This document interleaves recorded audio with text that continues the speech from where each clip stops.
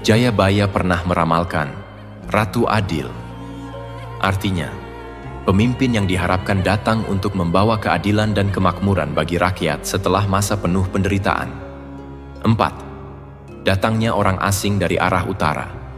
Jayabaya juga meramalkan kedatangan bangsa-bangsa asing yang akan mempengaruhi dan menguasai Nusantara. Dalam konteks sejarah, ramalan ini sering dikaitkan dengan kolonialisme oleh bangsa-bangsa Eropa, terutama Belanda. Jayabaya pernah meramalkan, "Wong-wong soko sisih lor, duwe kulit kuning utawa putih lan duwe tlogo sing bakal nuntun bangsa kita." Artinya, orang-orang dari utara dengan kulit kuning atau putih akan datang dan memimpin bangsa kita. Ini merujuk pada bangsa asing seperti penjajah. Kelima, kemajuan teknologi dan modernisasi. Ramalan Jayabaya juga memprediksi kemajuan teknologi yang akan terjadi di masa depan, seperti hadirnya kendaraan tanpa hewan, kereta api. Ramalan Jayabaya, yang dikenal sebagai salah satu ramalan paling terkenal di Jawa, berisi prediksi mengenai masa depan Indonesia, khususnya tentang perubahan sosial, politik, dan budaya. Ramalan ini dipercayai oleh sebagian masyarakat Jawa dan dianggap mistis serta penuh dengan simbolisme. Berikut beberapa poin utama dari ramalan Jayabaya yang paling sering dikutip. 1. Kembalinya kejayaan Nusantara. Jayabaya meramalkan bahwa setelah periode kekacauan dan penjajahan, Nusantara, Indonesia, akan kembali mengalami masa kejayaannya. Ada keyakinan bahwa setelah masa-masa sulit, Indonesia akan menjadi bangsa yang besar dan dihormati. Jayabaya pernah meramalkan, "Besuk yen wis ono kreto tanpa jaran, tanah Jowo kalungan wesi, perahu melaku ing dhuwur awang-awang." Artinya, kelak jika sudah ada kereta tanpa kuda, tanah Jawa berkalung besi, perahu berjalan di atas awang-awang.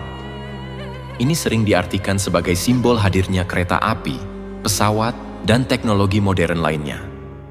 Kedua, datangnya masa kegelapan. Ramalan Jayabaya juga berbicara tentang periode panjang penderitaan dan masa kegelapan yang dialami oleh masyarakat Jawa, terutama saat penjajahan. Masa ini dikaitkan dengan datangnya penjajah dari luar dan penderitaan rakyat akibat eksploitasi.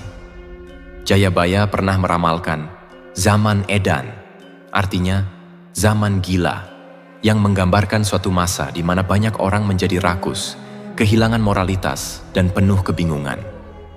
Orang baik sulit bertahan karena yang berkuasa adalah mereka yang penuh nafsu dan kekuasaan. 3. Pemimpin yang adil dan bijaksana. Ramalan ini juga memprediksi munculnya seorang pemimpin yang adil, bijaksana, dan membawa kesejahteraan bagi seluruh Nusantara. Pemimpin ini akan membawa perubahan besar dan membawa negara kembali ke masa kejayaannya. Jayabaya pernah meramalkan Ratu Adil. Artinya, pemimpin yang diharapkan datang untuk membawa keadilan dan kemakmuran bagi rakyat setelah masa penuh penderitaan. 4. Datangnya orang asing dari arah utara. Jayabaya juga meramalkan kedatangan bangsa-bangsa asing yang akan mempengaruhi dan menguasai Nusantara. Dalam konteks sejarah, ramalan ini sering dikaitkan dengan kolonialisme oleh bangsa-bangsa Eropa, terutama Belanda. Jayabaya pernah meramalkan, "Wong-wong soko sisih lor, duwe kulit kuning utawa putih lan duwe tlogo sing bakal nuntun bangsa kita." Artinya, orang-orang dari utara dengan kulit kuning atau putih akan datang dan memimpin bangsa kita. Ini merujuk pada bangsa asing seperti penjajah. Kelima, kemajuan teknologi dan modernisasi. Ramalan Jayabaya juga memprediksi kemajuan teknologi yang akan terjadi di masa depan, seperti hadirnya kendaraan tanpa hewan, kereta api dan mobil, dan kemampuan manusia untuk terbang, pesawat terbang. Jayabaya pernah meramalkan, "Perahu melaku ing dhuwur awang-awang."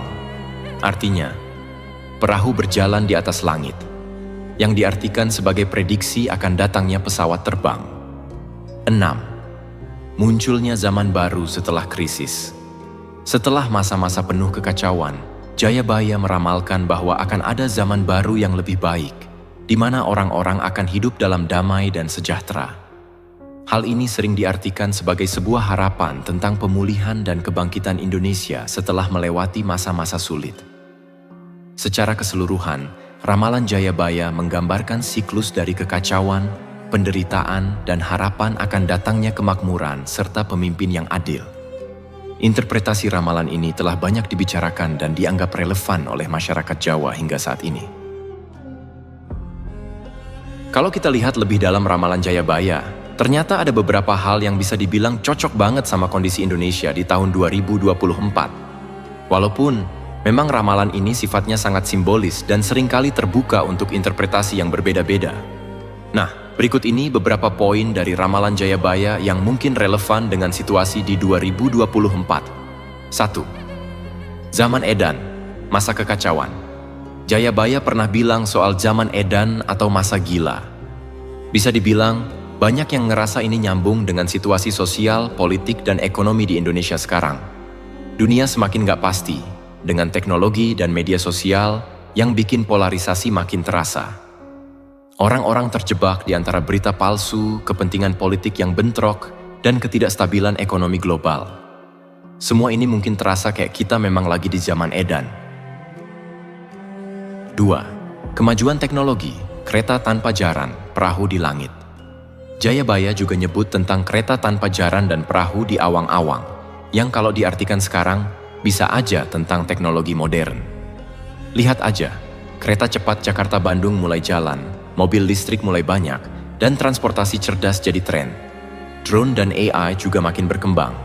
Jadi bisa dibilang ramalan ini memang menggambarkan era teknologi yang kita alami sekarang. 3. Pemimpin adil, Ratu Adil. Ramalan tentang Ratu Adil atau pemimpin yang bijaksana dan membawa kesejahteraan juga relevan, apalagi di tahun pemilu seperti 2024.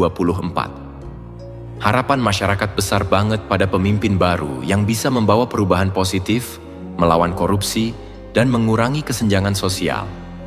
Mungkin 2024 adalah momen di mana harapan akan Ratu Adil itu muncul. 4. Datangnya orang asing dari utara. Nah, ada juga ramalan tentang orang asing dari utara. Kalau dihubungkan dengan situasi sekarang, bisa jadi ini soal pengaruh asing, terutama dari negara-negara besar seperti Cina, yang investasinya besar banget di Indonesia. Apalagi kalau kita lihat kerja sama ekonomi dan infrastruktur yang sedang berjalan. 5. Kembalinya kejayaan Nusantara. Jayabaya juga bilang, setelah masa-masa sulit, Nusantara bakal kembali berjaya.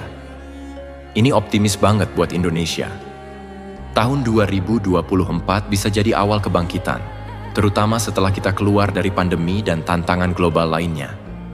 Harapan akan perbaikan ekonomi dan peran lebih besar di dunia internasional mungkin bisa mengarah ke sana. 6. Perubahan sosial dan politik. Tahun 2024 juga bisa dilihat sebagai momen perubahan besar. Dan perubahan sosial makin terasa dengan masyarakat yang semakin kritis. Teknologi dan globalisasi bikin kita lebih terhubung dan menuntut reformasi di berbagai bidang. Ramalan Jayabaya meskipun simbolis dan mistis, tetap bisa dianggap relevan dengan Indonesia 2024. Dari zaman Edan, harapan akan pemimpin adil, sampai kemajuan teknologi dan tantangan sosial politik, semuanya adalah bagian dari perjalanan Indonesia saat ini. Nah, soal Ibu Kota Nusantara, IKN, di Kalimantan Timur ini bisa kita lihat dari dua sisi nih. Antara langkah maju atau malah potensi kehancuran. Kalau kita hubungkan dengan ramalan Jayabaya, terutama soal perubahan besar di Nusantara, semuanya tergantung bagaimana kita menafsirkan tanda-tanda zaman. IKN sebagai awal kemajuan. Kalau kita pakai kacamata optimis, IKN ini bisa jadi titik awal kemajuan Indonesia. Kenapa? Pertama, modernisasi dan teknologi. Pemindahan ibu kota ini menunjukkan era baru dalam infrastruktur dan teknologi. Rencananya, IKN bakal jadi kota yang ramah lingkungan, berkelanjutan, dan berbasis teknologi digital. Ini nyambung banget sama ramalan Jayabaya soal kereta tanpa jaran dan perahu di awang-awang, yang bisa diartikan sebagai simbol hadirnya teknologi baru. Lalu, ada juga soal penyebaran pusat ekonomi. Dengan IKN, pusat kekuatan politik dan ekonomi nggak lagi cuma di Jawa. Jakarta yang sudah padat dan sering kena banjir bisa mulai dibebaskan dari beban itu. Ini bakal memperkuat persatuan nasional dan bikin pembangunan lebih merata ke luar Jawa. Lagi-lagi, cocok sama ramalan Jayabaya soal Nusantara yang makmur. Terakhir, soal pemimpin adil atau ratu adil. Kalau proyek ini sukses dan dipimpin dengan bijak, mungkin ini tanda kalau Indonesia sedang menuju era pemimpin yang membawa kesejahteraan, seperti yang diramalkan.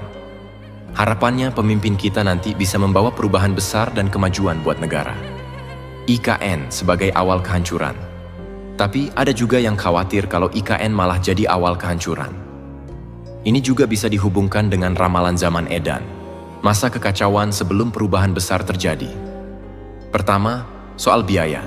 Pembangunan IKN ini nggak main-main biayanya. Kalau salah kelola, bisa jadi beban besar buat negara loh.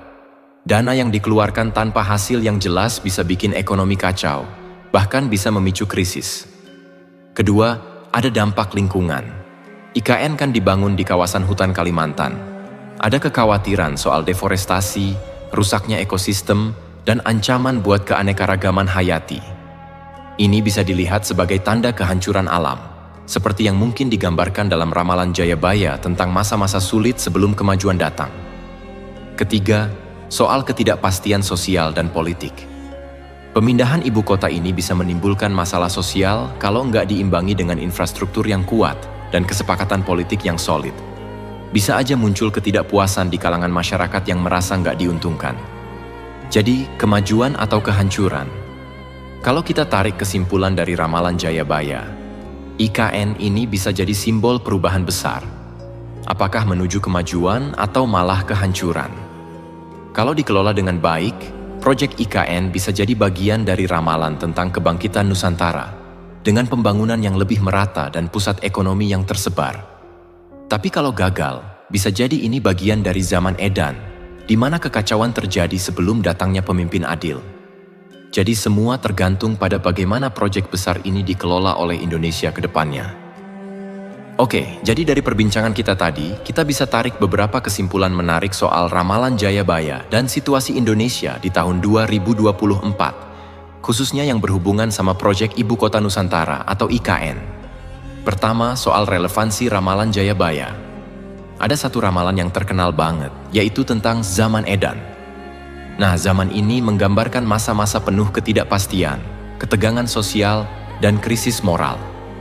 Kalau dipikir-pikir, ini cukup sesuai dengan situasi yang kita hadapi sekarang, mulai dari politik, ekonomi, sampai masalah sosial di Indonesia yang penuh tantangan. Lalu ada juga ramalan tentang kemajuan teknologi, misalnya kereta tanpa jaran dan perahu di awang-awang, yang bisa diartikan sebagai prediksi hadirnya transportasi modern, seperti kereta cepat atau bahkan pesawat. Nah, ini kan nyambung banget sama perkembangan teknologi di Indonesia saat ini, termasuk proyek infrastruktur modern kayak IKN itu sendiri. Selanjutnya, ramalan Ratu Adil, pemimpin adil yang bakal membawa perubahan besar. Ramalan ini cocok banget sama ekspektasi kita 2024, di mana banyak orang berharap Indonesia bakal punya pemimpin baru yang benar-benar membawa keadilan dan kemakmuran. Nah, soal IKN sendiri, bisa dibilang ini titik transformasi. Kalau sukses, IKN bakal jadi simbol modernisasi, pemerataan pembangunan, dan kebangkitan Nusantara, sesuai ramalan Jayabaya. Tapi, jangan lupa, proyek sebesar ini juga membawa risiko. Ada kekhawatiran soal dampak ekonomi, lingkungan, dan sosial politik kalau nggak dikelola dengan benar. Jadi, ada kemungkinan juga ini bisa jadi awal kehancuran.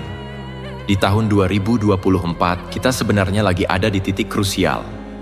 Kesuksesan atau kegagalan pemilu, proyek IKN, dan kebijakan ekonomi sosial lainnya bakal menentukan apakah kita bakal menuju era kemajuan atau malah terjebak dalam fase krisis seperti yang diramalkan. Jadi di sini kita lihat, ramalan Jayabaya bisa memberi semacam simbolisme tentang apa yang sedang dan akan terjadi di Indonesia. Tantangan besar memang ada, tapi setiap tantangan juga bisa jadi jalan menuju kemajuan. Yang penting adalah bagaimana kita menghadapinya dengan bijak.